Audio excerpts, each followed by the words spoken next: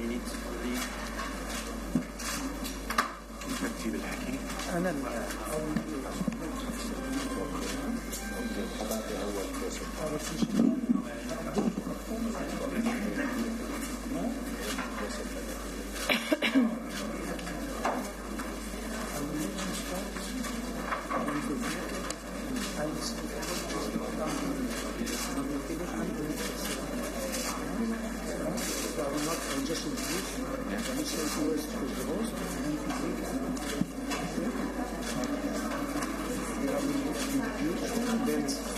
Anything.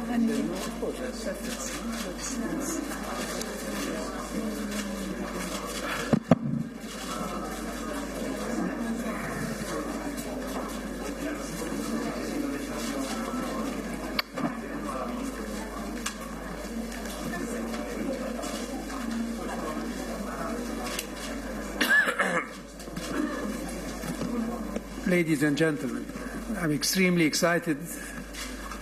You are double the number we had last year for the press conference, which means that the UFM is more and more an important subject for the media. We have with us, of course, the co-presidency of the Union for the Mediterranean, Her Excellency Federica Mogherini, Vice President and High Representative, His Excellency Ayman SAFADI, Minister of Foreign Affairs of Jordan, and of course our dear host, the Minister Josep, Minister of Foreign Affairs of Spain. I will refrain from talking about the meetings because I know that you all want to ask them lots of questions and they have a few words to share with you. So at my level, on my capacity, I would say I was extremely thrilled of the level of presence, the engagement, the commitment of member states to this year, 4th edition of our regional forum. And I'm also doubly happy because our event on climate change in the Mediterranean was closely followed by all stakeholders, experts, journalists, and most importantly, the scientific community and those who prepared this unprecedented report of the MEDEC on the effect of climate change on the Mediterranean. So without further ado, I will pass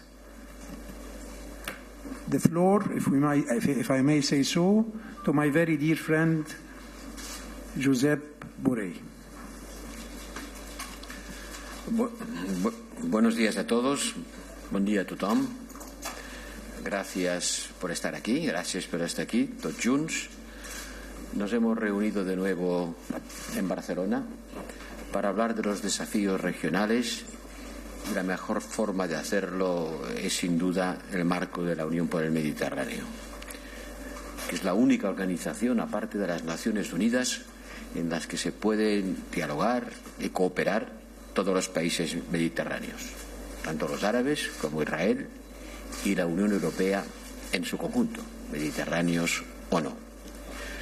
En su conjunto, los 43 países de lo que llamamos Mediterráneo, es lo que Serrat llama de Algeciras de Estambul, son 700 millones de personas, pero con una enorme diferencia entre el norte y el sur, que sigue siendo demasiado grande. De todo esto hemos hablado y seguiremos hablando en esta reunión, precedida de una importante tarea de la sociedad civil en torno al cambio climático. No me voy a extender más, creo que la presidenta, los copresidentes de esta reunión, señora Mogherini, alta representante, y el ministro jordano podrán explicarles mejor que yo el contenido de nuestros trabajos. Muchas gracias. My turn, it seems. First of all, I'm very glad to be here again.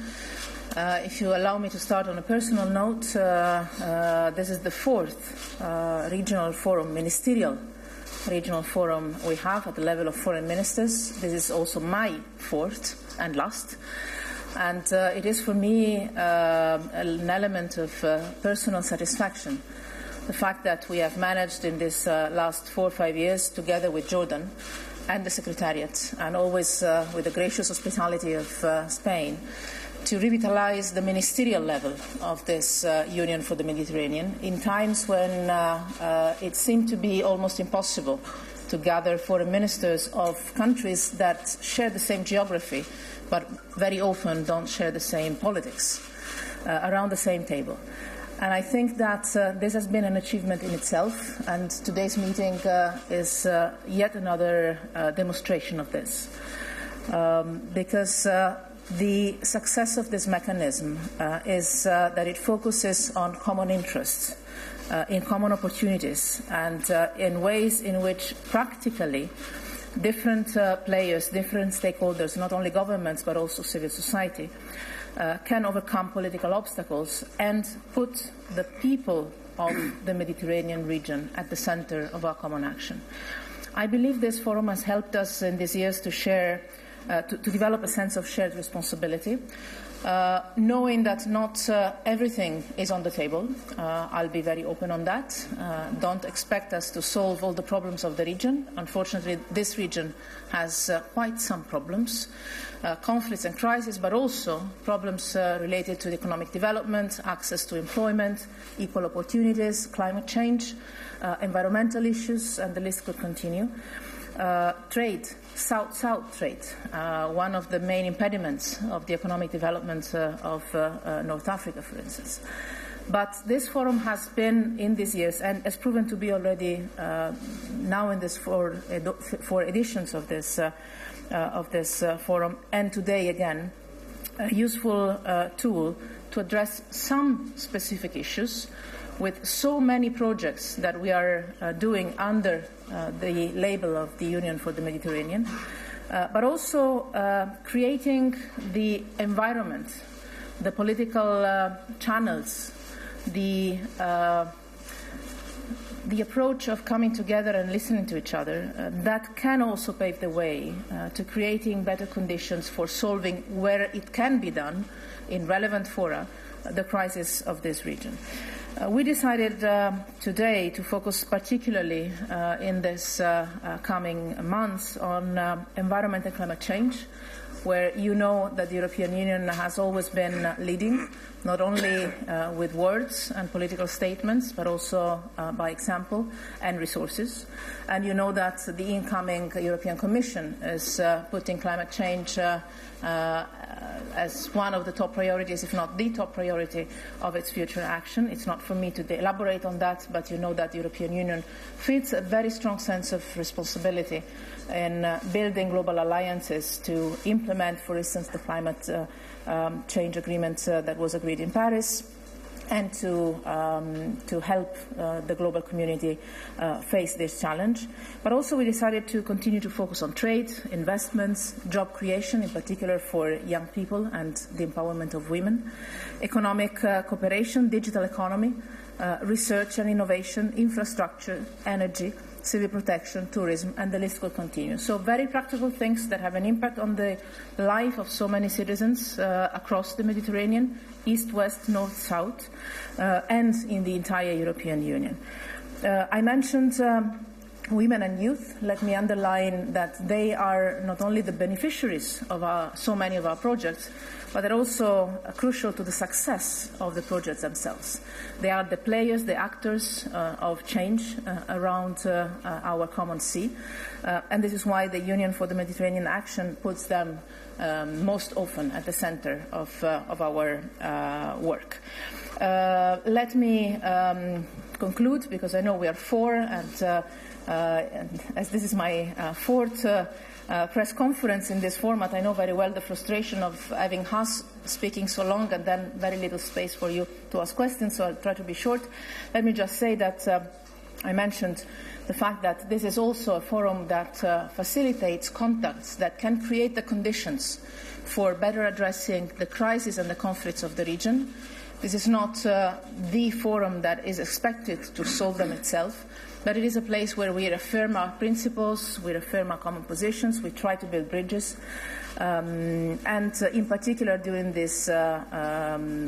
today's meeting, ministers have focused so far and will continue to focus in the afternoon on three main critical challenges we're facing in the region. First of all, the Israeli-Palestinian issue. You know the European Union position very well. The situation in Libya and the recent developments in Syria, where I believe we all expressed very serious concern for the current developments and the expectation that the situation can improve and most importantly that the first positive steps that were taken under UN leadership with the agreement on the Constitutional Committee could be followed up by the UN Special Envoy without risking the current military activities in northeast Syria that as the European Union we deplore and we wish to see this being stopped as soon as possible. But also wish that the UN work on the political track would not be affected by this. With this, I will stop here, confident of the fact that my co-chair, my good friend Ayman, is going to fully complement my remarks with words that I will for sure 100% share. Thank you. Thank you so much, Federica. You know that you speak for both of us, and allow me to start, please, with some genuine and Federica had tough forum for so many years with you as well in your capacity as High Representative. I want to thank you for your partnership. I want to thank you for the tremendous effort that you made over the years to ensure that we bring our region closer together and overcome the challenges that we have. And I wish you the best in whatever you choose to do next. And my dear Josep, first of all, congratulations on behalf of His Majesty King Abdullah II and all the people of Jordan on the National Day, which I believe you will celebrate in 2 days. Jordan and Spain have always enjoyed and taken pride in the historical relationship that we've had, and we've always cooperated.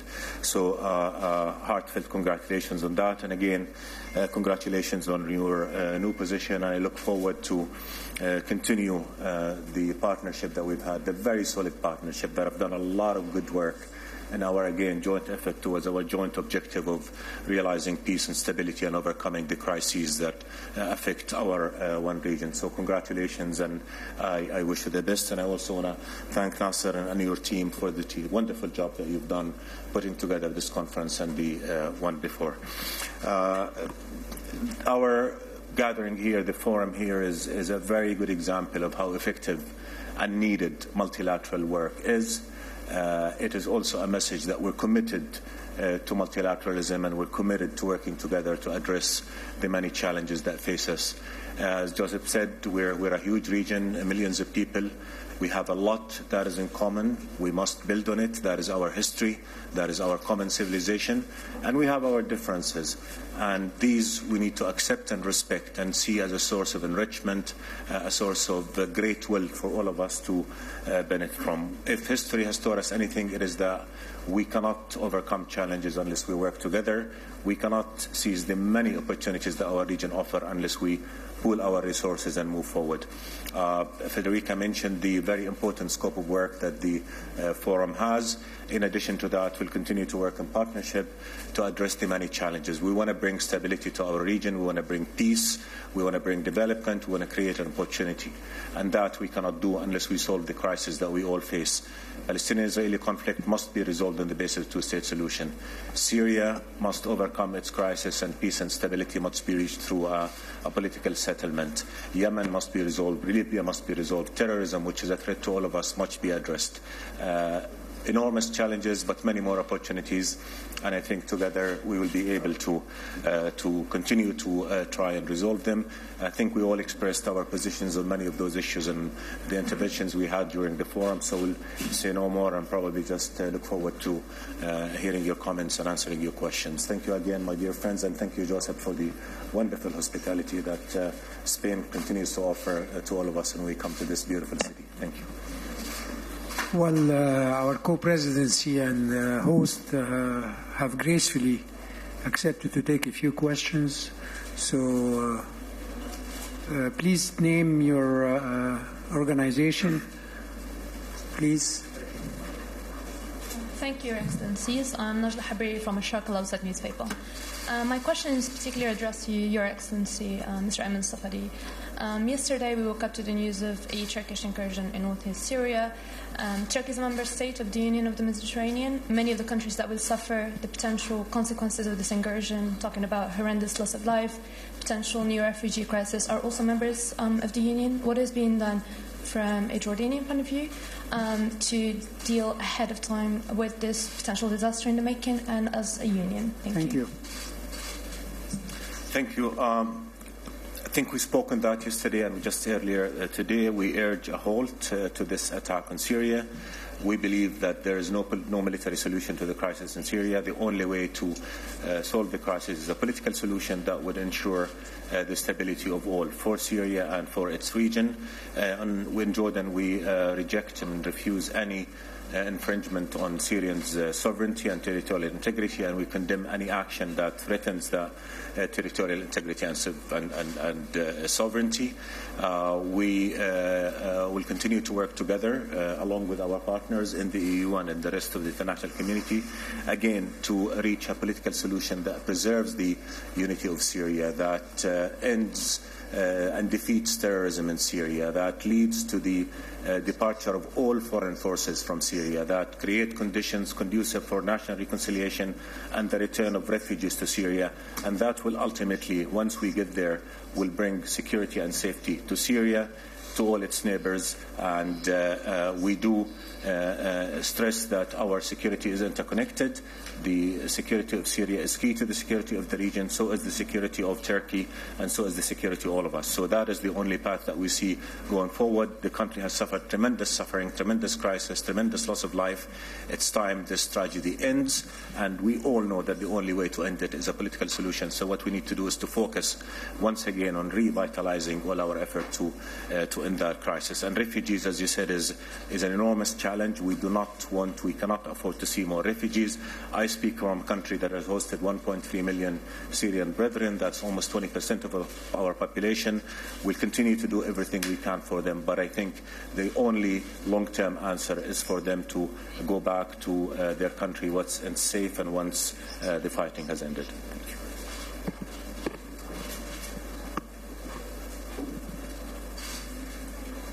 Thank you. Lara Malvesi from the Spanish newswire EFE. I have a question for Secretary General regarding the report on climate change that was published this morning. What do you forecast will be the consequences for the development and the economy of the countries of the region? Thank you. Well, actually, this report, as much as it is alarming in terms of the findings, that proves beyond any doubt that our Mediterranean is one of the most affected regions by this phenomena of climate change. And the call of action by Professor Kramer and his colleagues, 70 to 80 scientists, have worked diligently for 4 years to prepare this report, who is not yet final and who will be presented to our Minister of Environment next year. As much as this report points out to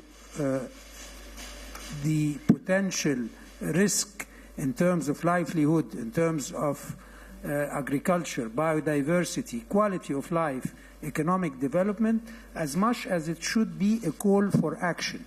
Because what you see in the report does not in any way or sense take into account if our government comes together in a multilateral, in a national, at the national level, but also in a multilateral way to deal with climate change in terms of mitigation and in terms of turning it into even, and I will dare say, an opportunity.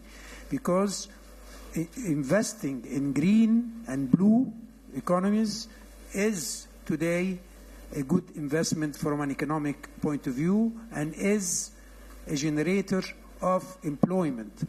So as much as we are facing a challenge, we should look at it as an opportunity for the region to act together at all levels. This gentleman, please. Sí, buenas tardes. Soy Luis Caelles de TV3, Televisión de Cataluña. La pregunta es para la alta representante de Política Exterior de la Unión Europea, señora Mogherini, y es en relación con la ocupación o la invasión de Turquía. El presidente Erdogan ha hecho esta mañana unas declaraciones en las que advertía o casi amenazaba abiertamente a la Unión Europea, diciendo que si se habla de invasión les envían 3,5 millones. People speak about invasion, then Turkey will send out 3.5 million migrants after what we've seen about the bombardments with terrestrial artillery and the infantry and soldiers entering Turkey. Is the European Union talking about an invasion in the north of Syria, in the Rojava area? And I wonder as well, is Mr. Erdogan's attitude proving right those who, when the agreement was signed in 2016, they said that that could be a key in the hands of Turkey that was placing the EU in a very fragile situation? My Spanish is not yet good enough. It's one of the first things I will do as I will step down from my office, study Spanish properly. We have been very clear and united and speaking quite at an early stage as European Union with all the member states about the military intervention that Turkey has launched in the northeast of Syria yesterday. I was actually in Jordan when we got the news of these potential developments.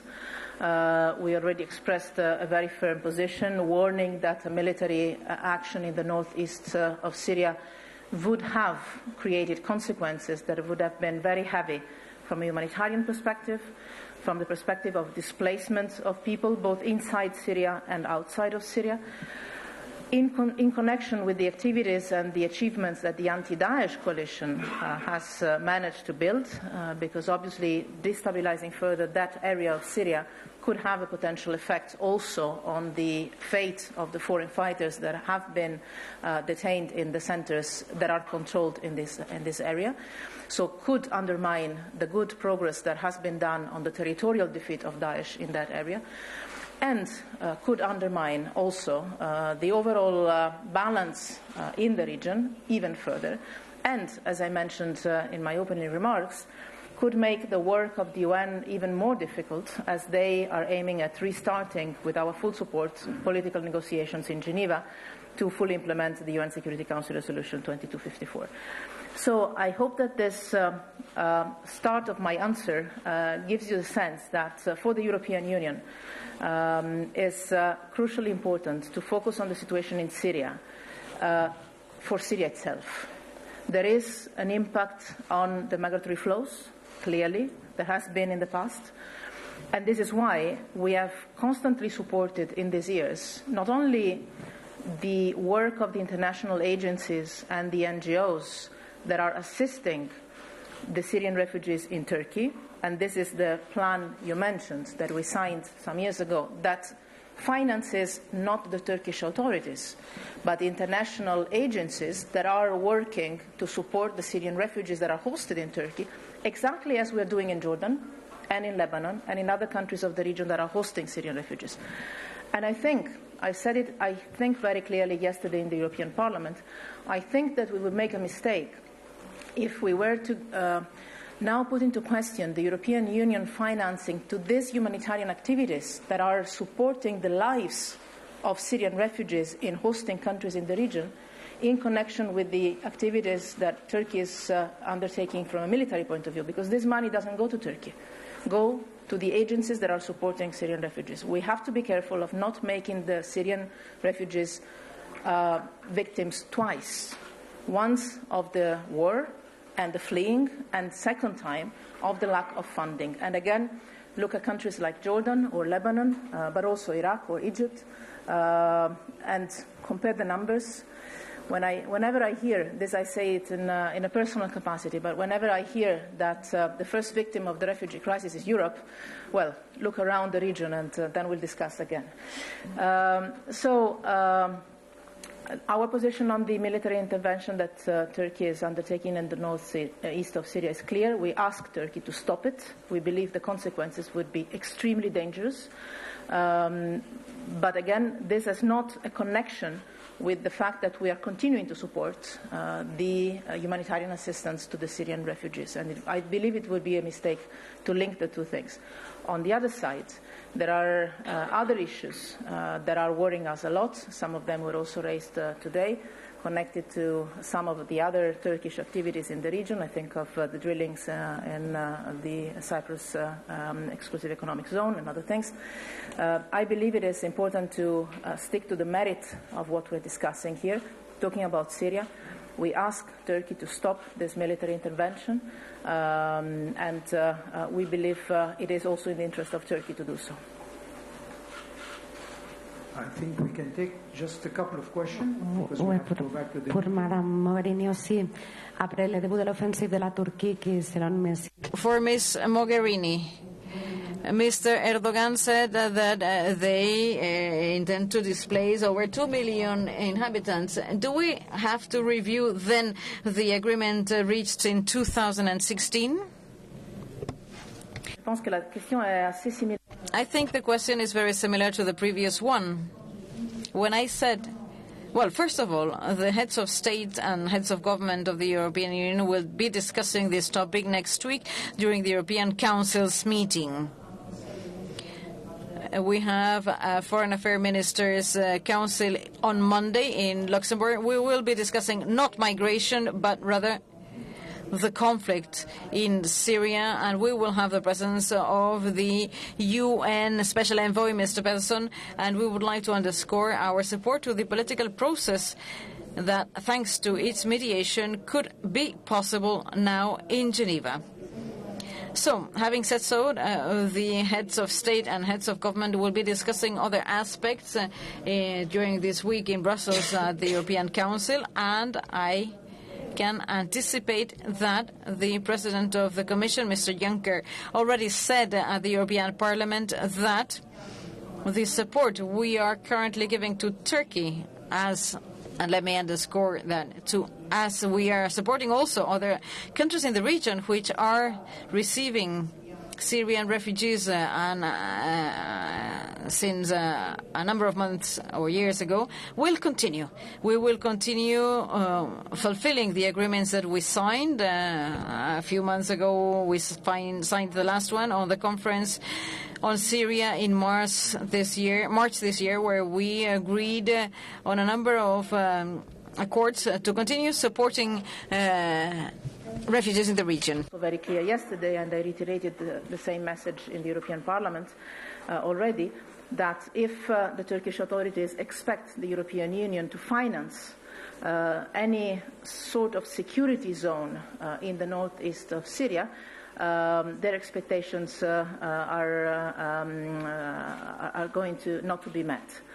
Because the European Union does not finance activities that do not respect fully the rights of the local populations, and definitely does not support the establishment of safe zones, especially when they might be targeted at changing the demographic balance of entire regions in a country, following a military intervention that has no legal basis.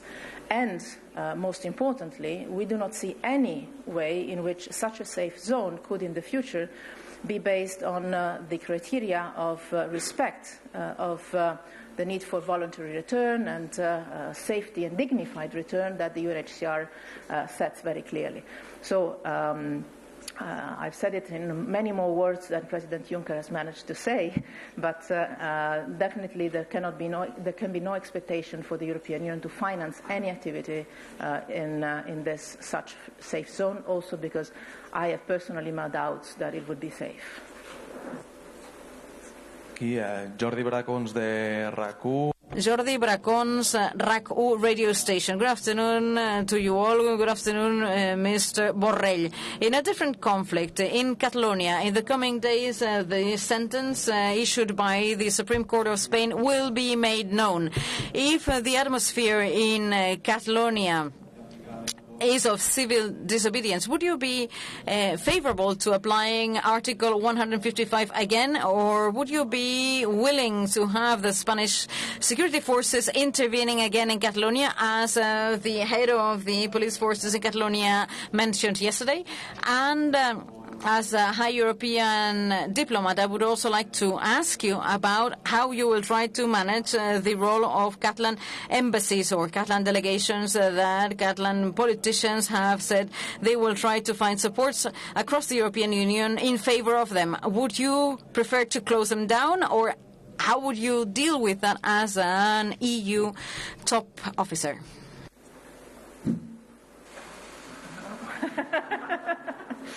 For you. Creo que no hemos. I don't think we have been discussing these topics in our meeting today. Have we? No, we have not. No, we've not been discussing these topics today. This is a meeting on the Mediterranean. I am the acting Foreign Affairs Minister in Spain, and I can discuss the topics that have brought us here today. We're here today to discuss Mediterranean topics and issues, and I don't think that any of the questions that you have raised are in the agenda for this meeting. And regarding what I will do as a High Representative, as soon as I come into office, then I will, of course, act in agreement with EU treaties and fully respecting the international law and national law of each country. That's all I can do, of course.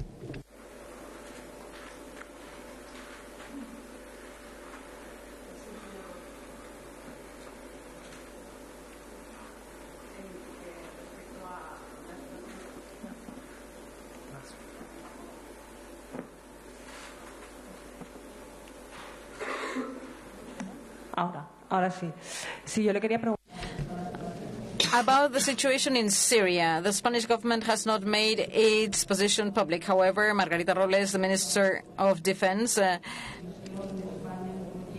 when asked about the Spanish mission in Turkey, said that she is expecting declarations from NATO. What is the position of the Spanish government on this?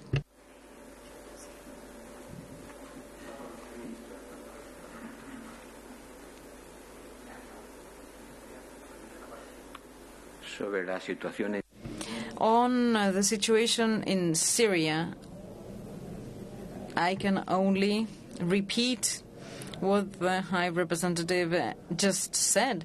Europe is speaking with a single voice on this, and Ms. Mogherini has made it very clear. Sometimes it is true that there are several voices, but it is important for us to stay in tune, to be a harmonic choir. And Spain, as a government, and I'm talking as acting Foreign Affairs Minister of Spain, along with the other 28 countries in the Union, we made a unanimous call to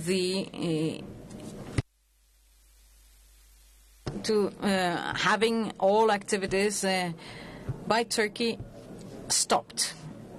This problem, of course, is not going to be solved with bombs, and we are extremely concerned and we are extremely keen on starting a political process, which was already started with the recent creation of a constitutional committee in Syria to try and find a political solution to this issue.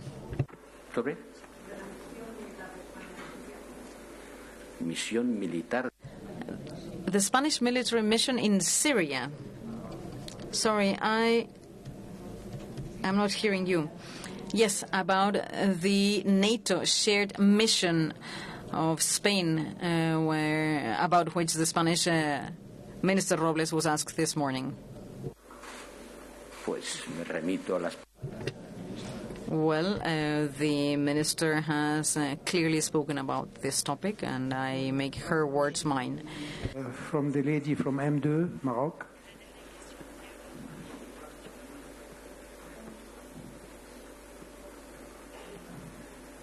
سوف أطرح السؤال باللغة العربية لو سمحت. نادية الأيوبي صحفية من قناة الثانية المغربية. قدمت اليوم صباح اليوم تقرير. Let me ask my question in Arabic. This morning you have read a terrible report on climate change, and I have a question I would like to address to the persons who are here at this press conference. Are any specific measures going to be taken to curb climate change? Are these initiatives going to be funded? Because a lot is being said about the impact of climate change, but there are no specific tangible actions on it. Yes, absolutely so. Here I speak for the European Union, but I am sure that this commitment and engagement that I can express on behalf of the European Union will be reflected also in the work of the Union for the Mediterranean that we will share with our partners in the region. There is not only the concern and the denounce, but also the financing from the European Union in particular of most of the climate change initiatives that are leading the way in the world today. I am sure that you can receive a detailed briefing of all the financing of all the single projects that the European Union is already undertaking, not only in the European Union territory, but also in the region, and if you are interested in that, also around the world. Because the work we have done on climate change has been part of one of the, I would say, most successful experiments we have done to expand the scope of the European Union foreign policy. We raised a lot of skepticism at the beginning, but we have asked all our 140 embassies in the world, there are embassies and delegations for the European Union, to work first on the creation of consensus for the climate agreement in Paris, but then, most importantly to me, to work on the ground with our partners, being it in the Pacific Islands, in the Caribbean, in the Sahel, in Europe itself, obviously, to focus on the financing of concrete projects that country by country, region by region, are key to mitigate or to face the climate change development. So, responsibility and a financing that has an impact on our own investments inside Europe, because as the Secretary General mentioned, the Mediterranean and Europe as part of the Mediterranean is part of those that are risking the most out of climate change. Think of cities like Venice that with the rise of the level of waters risk to disappear. But also we have massive investments on climate change in our partner countries, starting from the region of the Mediterranean, but also in very faraway regions. So if you are interested in that, we can definitely make it public. It is public for sure already in the website of the Commission, but we can give you a detailed perspective of how many projects, how much financing goes to every single project of climate change. This has been one of the issues on which we've worked the most, also together with the Commissioner for Climate. Well, with this, we'll end this press conference.